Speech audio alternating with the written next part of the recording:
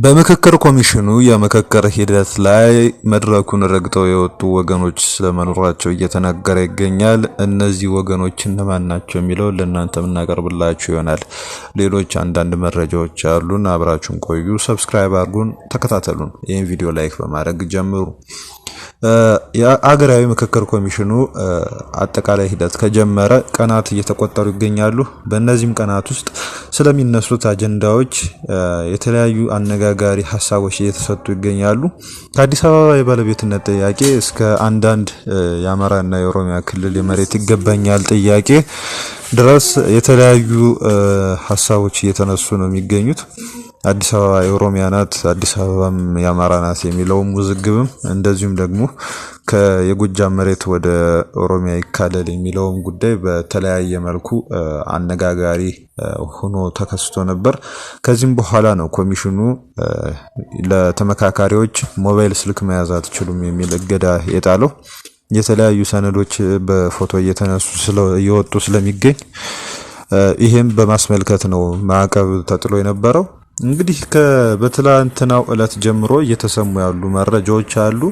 በፌዴራል ከተሞች አጀንዳ ላይ የተነሳውን አዲስ የውሳኔ ሀሳብ በመቃወም አንዳንድ የምክክር ኮሚሽን ተወያዮች መድረክ ረግጠው ወጥተዋል ሲሉ አንዳንድ የመረጃ ምንጮች አመልክተዋል።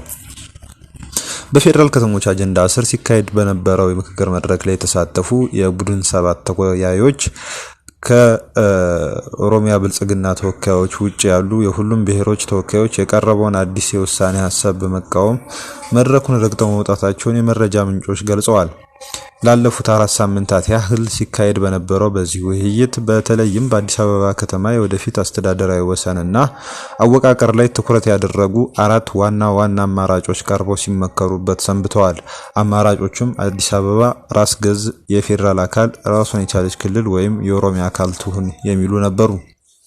በውይይቱ ወቅት አብዛኞቹ ተሳታፊዎች ከተማዋ የፌዴራል አካል መሆን አለባት የሚለውን ሀሳብ በስፋት የደገፉ ሲሆን ለምሳሌ 48 አባላት ባሉት አንድ ቡድን ውስጥ 44ቱ ተወያዮች የፌዴራል አካል እንድትሆን ሲደግፉ፣ 4ቱ ደግሞ የኦሮሚያ አካል እንድትሆን በሚል ምክረ ሀሳብ ማቅረባቸው ተጠቅሷል። በሌሎች ተመሳሳይ ቡድኖችም ተመሳሳይ የድምጽ ውጤት እንደነበረ ተመልክቷል። ሆኖም ግን ላለፉት 3 ቀናት ከብልጽግና ጽሕፈት ቤት በተጻፈ ደብዳቤ መሰረት ላለፉት 30 ቀናት ውይይት ያልተደረገበት አዲስ አጀንዳ ማስገደድ መጀመሩ ተነግሯል። አዲሱ መመሪያ አዲስ አበባ የኦሮሚያ ዋና ከተማና የፌዴራሉ መቀመጫ ትሁን የሚል አዲስ አጀንዳ በ250 የቡድን ውይይቶች ውስጥ እንዲካተት ማስገደዱ ተገልጿል። ጸሐፊዎች ለአንድ ወር ሙሉ ሲወያዩበት የነበረውን ምክረ ሀሳብ ወደ ኋላ መልሰው ይህን አዲስ አጀንዳ በማስገባታቸው ምክንያት ከኦሮሚያ ተወካዮች ውጭ ያሉ የሁሉም ክልሎች ተወካዮች ሰነዱን አንፈርምም በማለት መድረኩን ረግጠው ወጥተዋል ተብሏል። በተመሳሳይ መልኩ በሌሎች 7 ቡድኖች ውስጥ ሲወያዩ የነበሩ ከኦሮሞ ተወካዮች ውጪ ለነገው የ500 አባላት ውይይት ኦሪየንቴሽን ለመውሰድ በመዘጋጀት ላይ የነበሩ ተሳታፊዎች በሙሉ ግቢውን ጥለው መውጣታቸውን ተሳታፊዎች ተናግረዋል። እንግዲህ የሀገራዊ ምክክሩ ሂደት ይህን እየመሰለ መጥቷል። በምክክር ችግርን እፈታለሁ በማለት ሂደቱን የጀመረው ኮሚሽን አሁን የምክክሩ ሁኔታ ችግር ፈቺ ሳይሆን ችግር አባባሽ ነው ብሎ የሚያምኑ ወገኖች ረግጠው የሚወጡበት መድረክ እየሆነ ስለመምጣቱ ነው አንዳንድ የመረጃ ምንጮች እያመለከቱ ያሉት። ከዚሁም ጋር በተገናኘ እንግዲህ አንድ ታዋቂ ፖለቲከኞች ወይም ደግሞ በእውቅ የሆኑ ሰዎች ያነሷቸው ሀሳቦች ነበሩ። ይህም ሀሳብ አሁን ካነሳናቸው ጉዳዮች ጋር የተገናኘ ነው። ይሄ ሀሳብ ምንድነው የሚለውን አብረን እንየው። በአዲስ አበባ ጉዳይ አዳማ ላይ እንደ ብልጽግና ከተስማማነበት ውጪ ዛሬ የኦሮሚያ ብልጽግና አመራሮች ጭምር የተለየ አቋም ይዘው መጥተዋል። በዚህ ምክንያት ሁሉም ሰው መድረኩን ረግጦ ወጥቷል ሲሉ አንድ የብልጽግና ፓርቲ አባል መናገራቸውን የመረጃ ምንጮች አመልክተዋል። በተለይም ፕሮፌሰር ብርሃኑ ነጋ መድረኩን ረግጠው ስለመውጣታቸው ተዘግቧል። ፕሮፌሰር ብርሃኑ ነጋ መድረኩን ረግጠው የወጡት በአዲስ አበባ ላይ ያነሳችሁት ጥያቄ አሳዛኝ ነው በማለት ነው። እንደዚህ ከሆነማ የህዳሴው ግድብም የቤንሻንጉል ብቻ ማዳበሪያ ፋብሪካውም የሶማሌ ክልል ነው ማለት ነው በሚል የብልጽግናን አቋም በመተቸት መድረክ ረግጠው ወጥቷል ተብሏል። ፕሮፌሰር ብርሃኑም ያው ከምክክር ሂደቱ ወጥተዋል የሚል መረጃ ነው የተሰራጨ ያለው።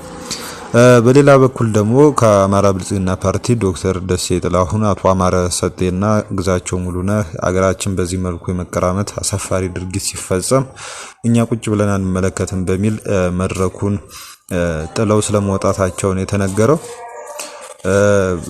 እንግዲህ ሀሳባቸውን ገልጸው መድረኩን ረግጠው ነው የወጡት በርካቶቹና ከዚህም ጋር በተገናኘ እነዚህ መድረኩን ረግጠው የወጡት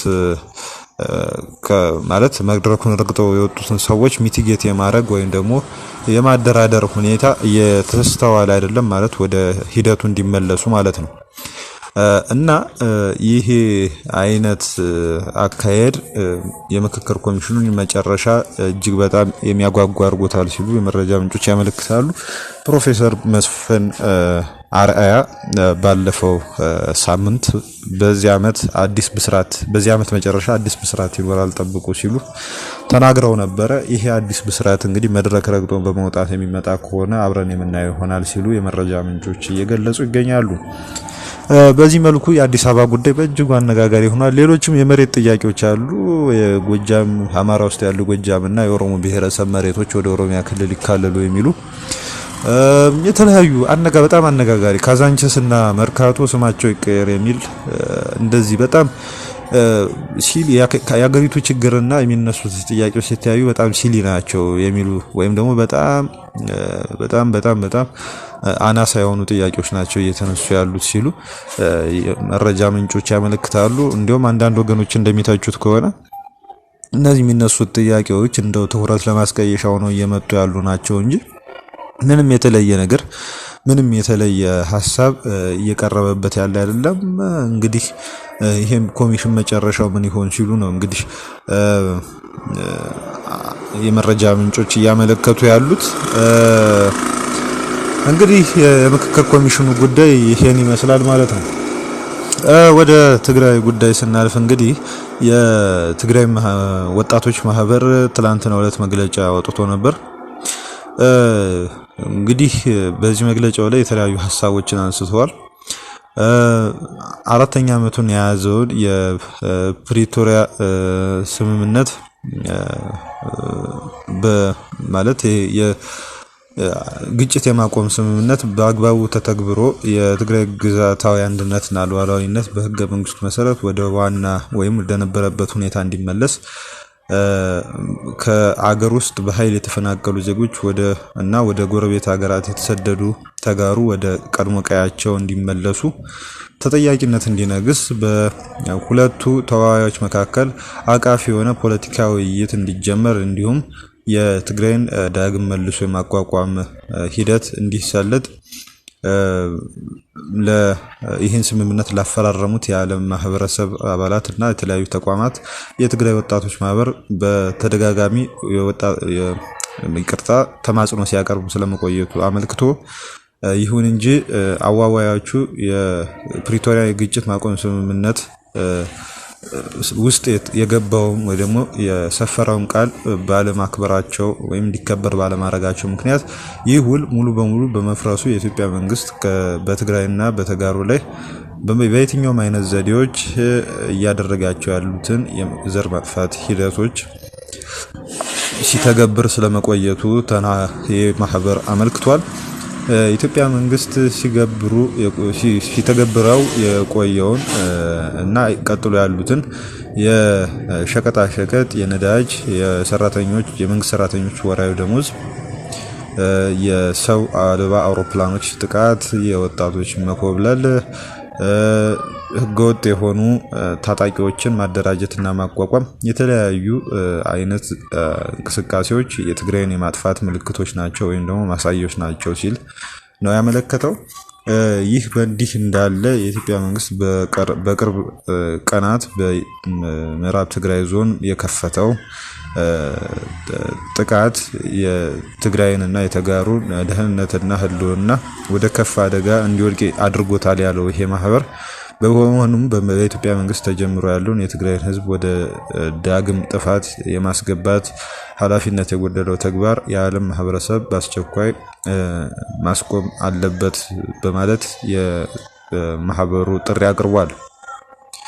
ይህ ሆኖ ግን እንደ የትግራይ ወጣቶች ማህበር የትግራይን ህዝብ ህልውናና ደህንነት ለማጠናከር እንደተለመደው ከህዝብ ጎን በመቆም መንቀሳቀስ አለብን የሚል አይነት መግለጫ ነው ያወጣው። ያው በጦርነቱ ወጣቶች ሊሳተፉ ይገባል የሚል ሐሳብ ነው እንግዲህ የቀረበው ማለት ነው።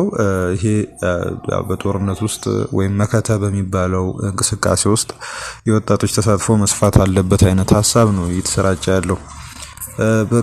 በሌላ በኩል ደግሞ በመቀሌ ውስጥ 70 ካሬ የተፈናቃዮች ማዕከል በጣለው ከባድ ዝናብና ነፋስ ከ20 በላይ ጊዜያዊ መጠለያዎች ሙሉ በሙሉ ወድመዋል ተብሏል። በትግራይ ክልል መቀሌ ከተማ ውስጥ በሚገኘው 70 ካሬ የተፈናቃዮች ማዕከል በጣለው ከባድ ዝናብና ነፋስ ምክንያት ከ20 በላይ የጊዜያዊ መጠለያዎች ሙሉ በሙሉ ከጥቅም ውጭ መሆናቸውን የምዕራብ ትግራይ ሲቪል ማህበረሰብ ድርጅት ወይም ጽላል አስታውቋል። የማዕከሉ አስተባባሪ አቶ ዘበኖም ኪዱ ለክልሉ ቴሌቪዥን ጣቢያ እንደገለጹት ሐምሌ 28 ቀን 2018 ዓ.ም በጣለው ከባድ ዝናብና ነፋስ መጠለያዎቹ ከጥቅም ውጪ ከመሆናቸውም በላይ በንብረት ላይ ከፍተኛ ኪሳራ ደርሷል። በተጨማሪም አደጋው በሰዎች ላይ አካላዊ ጉዳት ያደረሰ ሲሆን በተለይም አረጋውያን ላይ ጉዳት በመድረሱ ለሕክምና እርዳታ ወደ ጤና ተቋም መወሰዳቸውን አስተባባሪው ጨምረው ገልጸዋል። በደረሰው አደጋ ምክንያት ተፈናቃዮቹ ለበለጠ እንግልትና ችግር መጋለጣቸውን የጠቆሙት አቶ ዘበኖ የሰብአዊነት ስሜት ያለው አካል ሁሉ አስቸኳይ ድጋፍ እንዲያደርግ ጥሪ አቅርበዋል።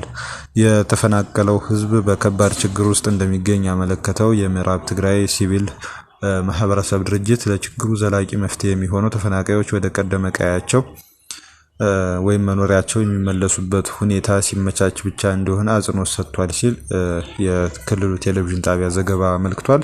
በመጨረሻ ሐምሌ 28 ቀን እኩለ ቀን በውቅሮ ከተማ ከጽርሐ አርያም ቤተክርስቲያን እንዳ መድኃኔዓለም 7 የቄስ ተማሪዎች ወይም የቆሎ ተማሪዎች በታጣቂዎች ታፍነው ስለመወሰዳቸው ተነግሯል።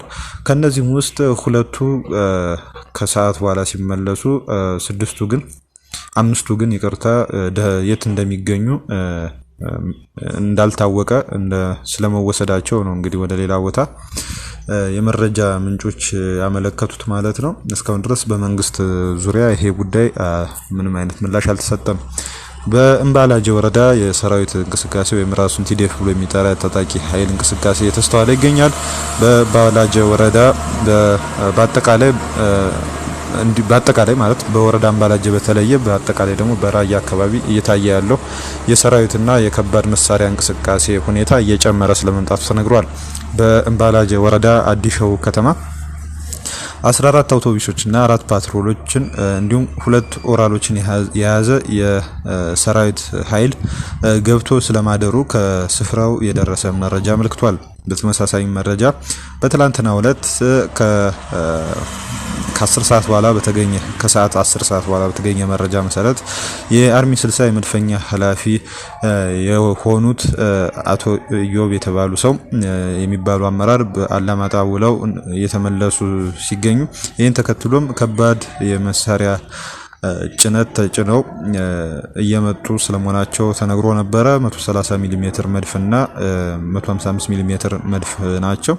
እነዚህ ከባድ መሳሪያዎች በተለያዩ ቦታዎች ላይ ተጠምደው የሚቆዩ መሆናቸው ተነግሯል። ይሄ 155 ሚሊ ሜትር መድፍ በወራባይ ጣቢያ አካባቢ ልዩ ቦታው ውዳሴ ወይም አዲ ያሱ ተብሎ የሚጠራው አካባቢ እና ደሎ ካሪዋራት አካባቢ ተጠምደው እንደሚገኝ ሲነገር 130 ሚሊ ሜትር መድፍ ደግሞ በራያ አላማጣ ታውን አካባቢ ጋሪጃለን ተብሎ በሚጠራ ቦታ ተጠምዶ እንደሚገኝ ተነግሯል።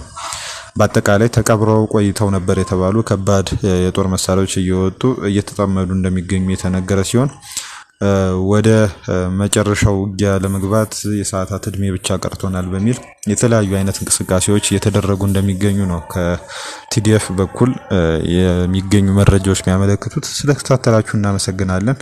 ከዚህ ለመጨረሻ ያክል አንድ ቪዲዮ እናሳያችኋለን። ይሄ ቪዲዮ እንግዲህ በኢቲቪ የተላለፈ ነው። በርካቶችን እያነጋገረ ያለ ቪዲዮ ነው። እንግዲህ እናንተም ተመልክታችሁ አስተያየት ስጡበት። በኋላ ላይ እንገናኛለን። መልካም ጊዜ ይሆንላችሁ። ሰብስክራይብ አድርጉ።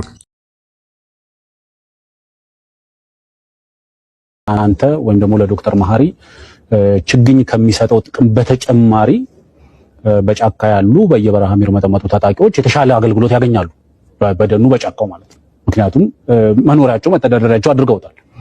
እነሱም ይሄንን መሳተፍ ነበረባቸው አትሊስት በኔ ያረዳድ። ምክንያቱም ከኔና ካንተ በተጨማሪ የደን አገልግሎትን እያገኙ ነው። ስለዚህ ከዚህ አንግልም መታየት አለ።